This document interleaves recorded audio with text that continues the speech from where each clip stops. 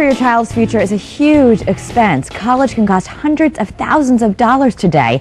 Michael Callahan from Pentec is here with some advice on how to save. And these numbers, I know that I went when Helena was born, and I was blown away by what a financial advisor told me. And let's just say the numbers for a public university and a private university. What do you need to be saving from the time the baby's born? If you're looking at saving towards a public, it's about $450 a month from the day the baby is born.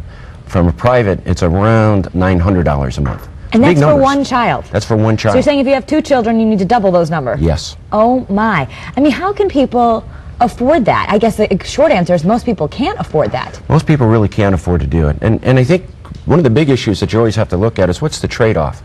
Oftentimes people think that they're going to trade off their retirement for their kids' education, that there's only so much money that they can save towards their 401ks or their IRAs. I think what you need to do is say that you have to take care of you towards your retirement. You need some help from the child to be able to make things meet, all ends meet here. So your retirement really needs to come first? Retirement needs to come first. I mean, you've got to take care of yourself as you take a look at it. What we want to do as much planning as we possibly can towards our child's education, and help out as much as we possibly can. And we can always borrow some of the money when the child reaches college age. You can do some loans that you could do on your own, or have, like you said, you actually advocate, no matter how much money you make, you think children should contribute something. Children should contribute something. I mean, it's a rare individual that can pay for all of the college education costs, especially when you have multiple kids. And mind you, that was just undergraduate. If you go to graduate school, it becomes a lot more. But there are some plans out there that people should be aware of to get you started. Let's first talk about, we always see those commercials, check Chet out. What's the Chet program all about? It's a Connecticut Higher Education Trust, and it's Connecticut's version of what we call in the industry a 529 plan. If you're using the Connecticut plan, you get a tax deduction of up to $5,000 as a single, $10,000 as a married couple out of the state income tax, and the money builds up tax-free as long as it's being used for education purposes when the child reaches of age. What if your child decides they're not going to college, or something happens to that child? I mean, what happens to the money then? In general, you can change your beneficiary. You can move the beneficiary over to another child, for example, as long as it's within the same family group.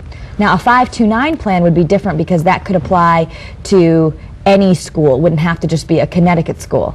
Actually, the Chet plan can be applied to any school. They opened it up, yes. Oh, okay. To both the private and the Connecticut schools. But the big advantage of the Chet here is the tax deductions. So you have to give it some thought.